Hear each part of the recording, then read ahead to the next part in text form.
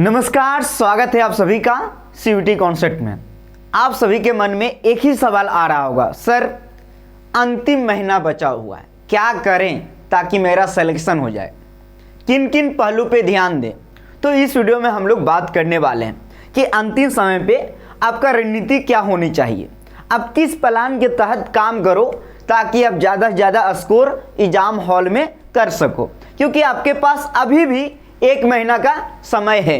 क्योंकि बहुत सारे ऐसे स्टूडेंट हैं जिसका 5th सेमेस्टर का हाल ही में एग्जाम समाप्त हुआ है, 6th सेमेस्टर का भी एग्जाम देना है, उसी के साथ सीयूटी पीजी का भी एग्जाम देना है। कई ऐसे स्टूडेंट हैं जो पिछले वर्ष सीयूटी पीजी का एग्जाम दिया था, किसी कारणवश से उन्होंने एडमिशन नहीं लिया, फिर से वो एग्जाम देंगे, यानी कि कंपटीशन तगड़ा है।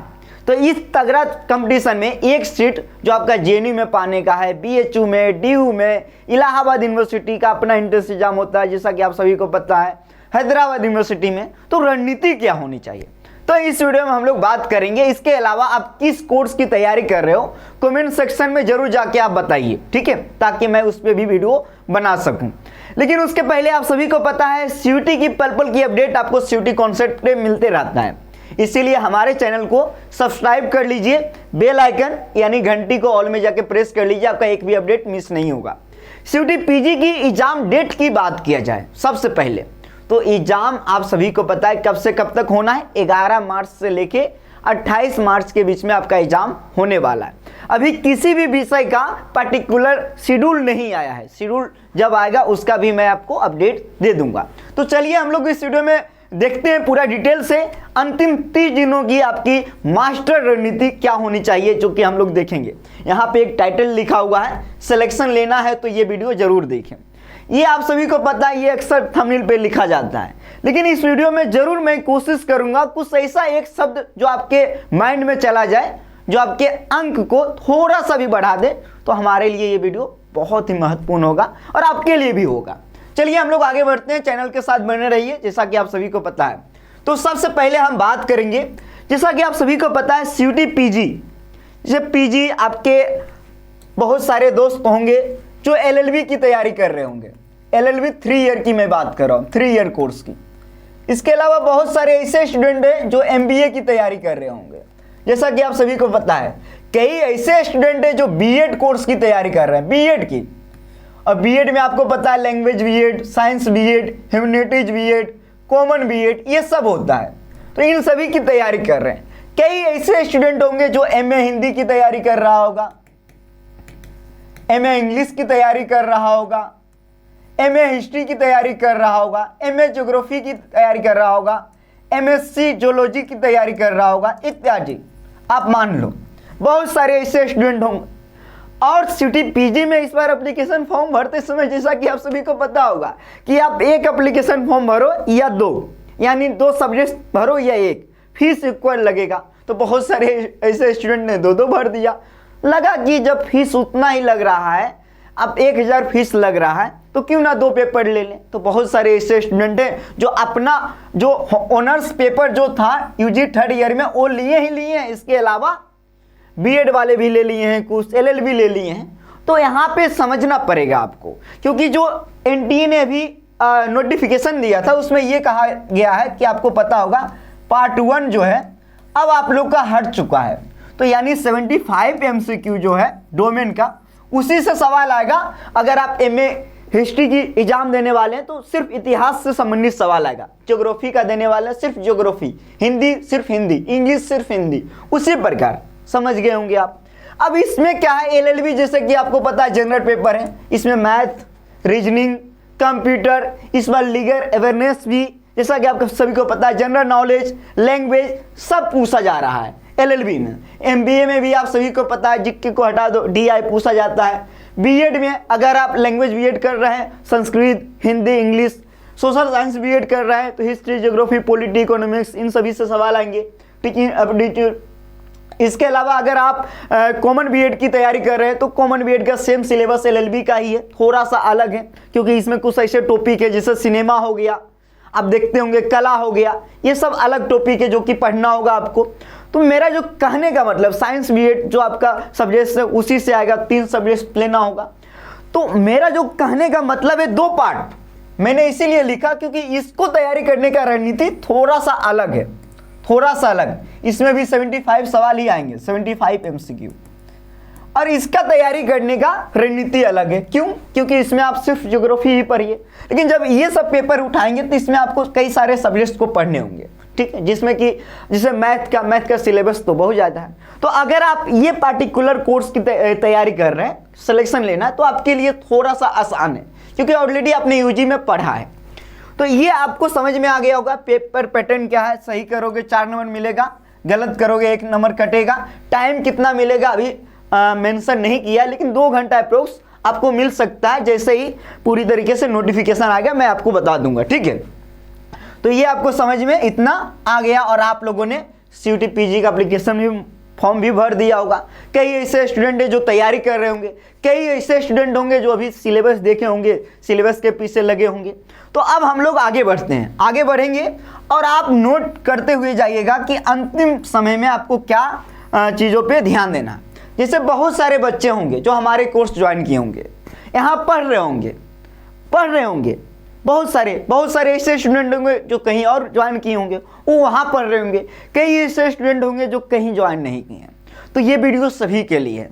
सबसे पहला जो है मैं आपको बात करता हूँ सिलेबस के ऊपर, क्योंकि आप तैयारी कर रहे हैं तो आपका जो NTA ने सिलेबस दिया उस सिलेबस के हिसाब से आप तैयारी कर रहे हैं, राइट।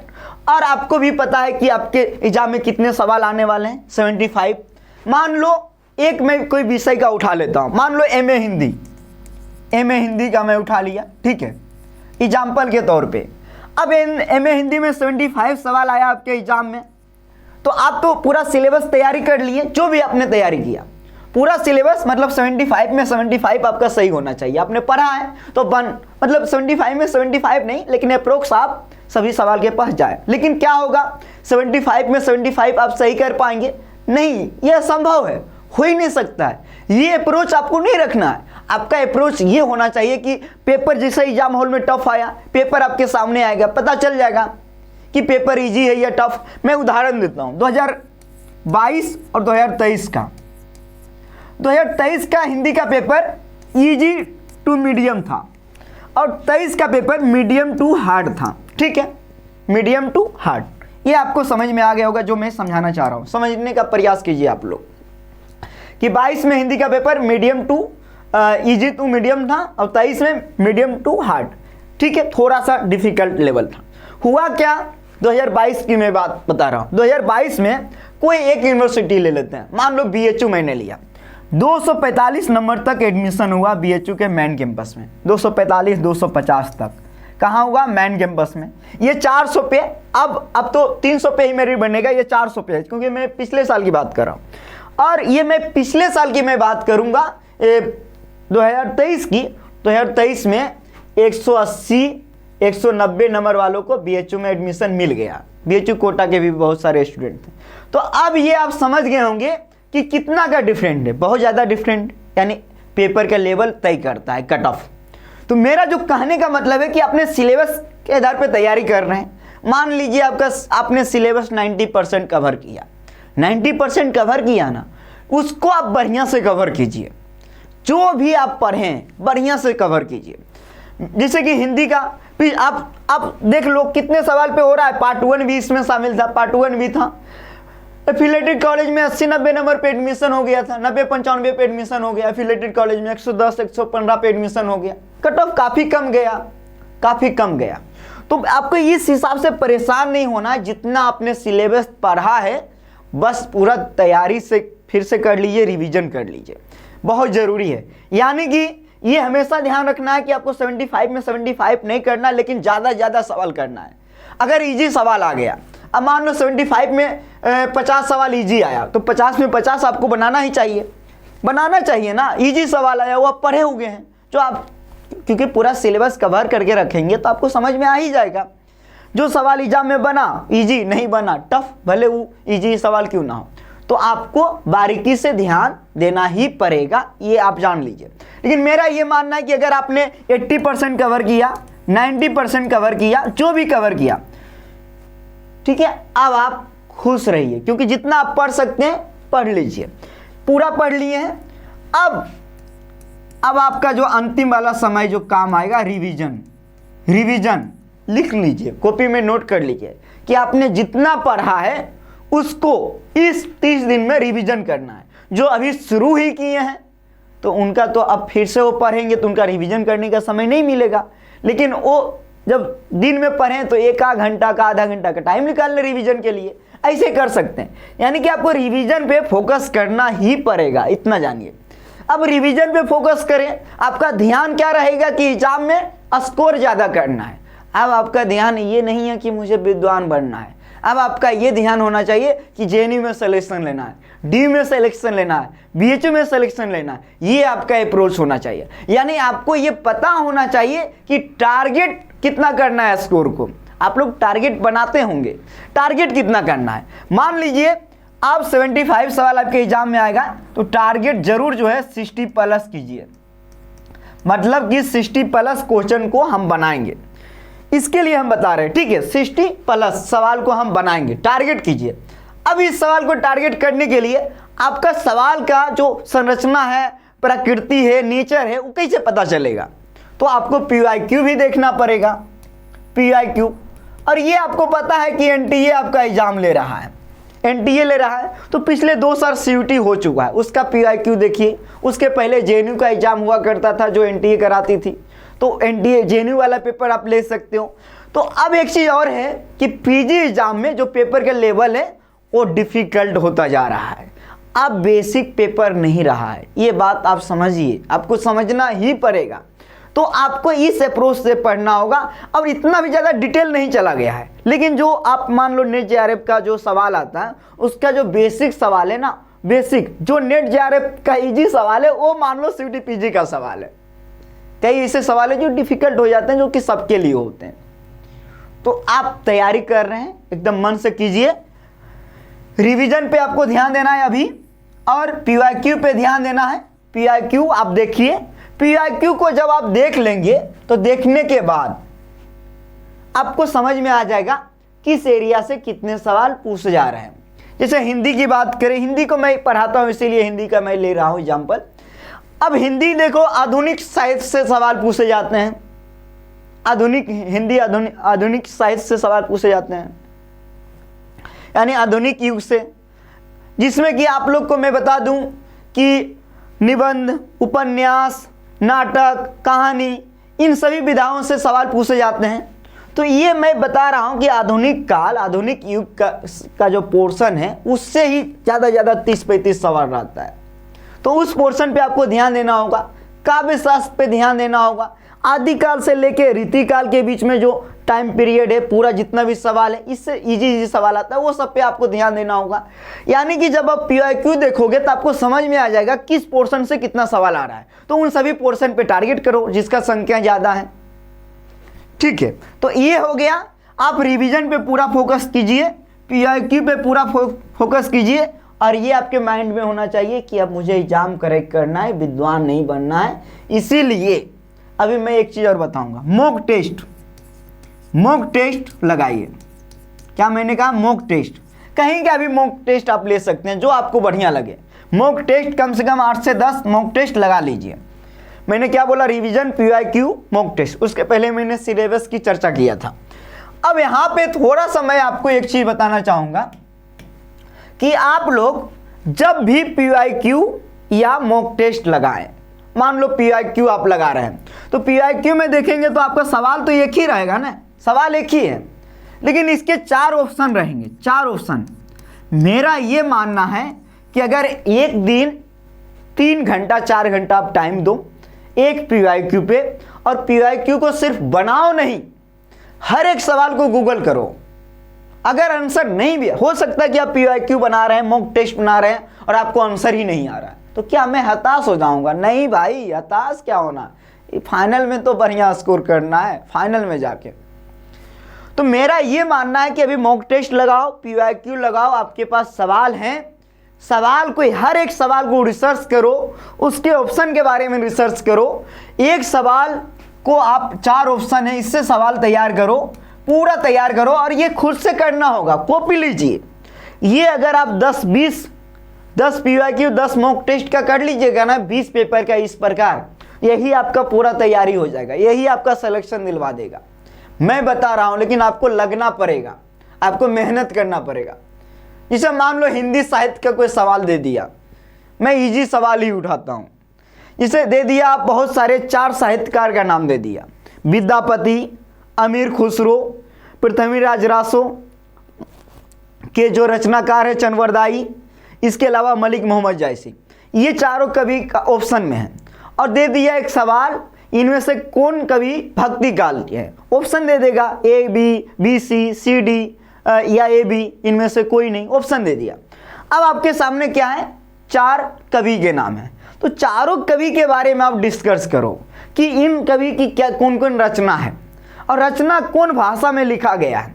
आपको डिटेल में जाना होगा, कमायनी में कितने सर्ग है, पूरा डिटेल में आपको, और कहाँ किस सर्ग से किस कहाँ तक समाप्त होता है, तो ये सब आपको पूरा डिटेल में देखना पड़ेगा। तो इसीलिए मैं कहता हूं कि जितना भी सवाल होगा ना, सवाल, वो सवाल को एकदम बेहतरीन तरीके से आप एनालिसिस कीजिए। 10 मॉक टेस्ट और जो भी PYQ है कर लेंगे ना, आप आज से ये काम शुरू कीजिए, आज से ये काम शुरू कीजिए। आप 10 से 15 दिन में देखोगे आपके पास बहुत सारे सवाल का ये अप्रोच आ जाएगा कि एग्जाम हॉल में कैसे बनाना चाहिए। दूसरा कि हर एक लगेगा अरे यार ये सवाल तो मैं पढ़ा हूँ, ये सवाल मैं इस टॉपिक में पढ़ा हूँ, आपके माइंड से घूमने लगेगा। 3 से 4 घंटा टाइम दीजिए मॉक टेस्ट वाला पे, जो भी आप है कहीं से भी लिए आप खुद से कीजिए, किसी के भरोसे नहीं रहिए। देखिए सिलेक्शन आपका मेहनत ही दिलवाएगा, ये आप जानिए। तो ये बस मैं आपको बता रहा था कि इस अप्रोच से आप काम कीजिए तो आपकी तैयारी एकदम सॉलिड हो जाएगी। जैसे मैंने आप इसके बारे में बात किया, अब मैं बात कर लेता हूँ बीएड के बारे में। तो बीएड में बीएड लैंग्वेज, जैसे बीएड लैंग्वेज हुआ तो इसमें हिंदी, संस्कृत और इंग्लिश से सवाल आएंगे। तो हिंदी आपको पढ़ना होगा, संस्कृत पढ़ना होगा, इंग्लिश पढ़ना होगा, तीनों पढ़ना होगा। सोशल साइंस में जिससे सवाल आता है, हिस्ट्री, ज्योग्राफी, पॉलिटी, इकोनॉमिक्स, इसके अलावा होम साइंस से भी सवाल आते हैं, टीचिंग एप्टीट्यूड से सवाल आते हैं। तो सभी पोर्शन को देखना होगा, PYQ लगाना होगा जिसे मैं बता रहे थे। फिर कॉमन बीएड का देखना होगा क्या क्या है, उसमें पूरा सवाल लगाइए, सवाल को तोड़िए, ज़्यादा कट ऑफ नहीं जाता है। और आप लोग परेशान नहीं होइएगा कि सर मेरा एडमिशन होगा कि नहीं होगा। अब मैं बताता हूँ एक चीज़ और, कट ऑफ के बारे में जान लीजिए आप लोग। हालांकि मैंने यहाँ 75 में 60 सवाल को टारगेट करने के लिए कहा है, लेकिन 300 नंबर का अगर पेपर होता है ना, तो अगर 180 प्लस आपका आ रहा है तो आप मान के चलिएगा बढ़िया यूनिवर्सिटी में आपको एडमिशन मिल जाएगा। BHU, DU, Hyderabad. पेपर अगर टफ रहा तो इतना में JNU भी मिल जाएगा, टफ रहा तो मेरा ये कहना है कि ज़्यादा आप परेशान नहीं होइएगा। कोई भी एग्जाम हॉल में बैठते हैं ना, तो आप 60% प्रयास कीजिए स्कोर लाने का। 60% अगर लाएं, 60% में फर्स्ट डिवीजन होता है, आपका बढ़िया से एडमिशन हो जाएगा। लेकिन अगर पेपर इजी आ गया तो ये 60-70 में भी आपको लाना पड़ेगा। लेकिन आप इतना टारगेट लेके चलो कि इतना हमको बनाना है, इस हिसाब से हमको पढ़ना है, सिलेक्शन लेना है, ये अप्रोच रखो, आपका सिलेक्शन होगा।